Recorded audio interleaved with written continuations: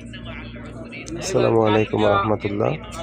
আজকে আপনাদেরকে দেখাবো বন্ধুরা ফেসবুক আইডিটা আপনার কোনো ঝুঁকির ভিতর আছে কিনা, রিস্কের ভিতর আছে কিনা। এই যে আমারটা দেখুন, ফেসবুকের ভিতরে ঢুকলাম, এখানে থ্রি বাটনে ঢুকবেন। আসার পরে আপনি এখানে সি ড্যাশবোর্ডের ভিতরে ঢুকবেন। ঢোকার পরে এই নামের ভিতরে ঢুকলেন, এরপরে যাওয়ার পরে এখান থেকে আসলেন, এই যে সি ড্যাশবোর্ড, এই যে এখানে দেখুন, এই ড্যাশবোর্ডের ভিতরে আসলেন, এই যে এটার ভিতরে ঢুকবেন। ঢোকার পরে উপর দিকে দেখতে পাচ্ছেন একটি নীল টিক মার্ক করা আছে।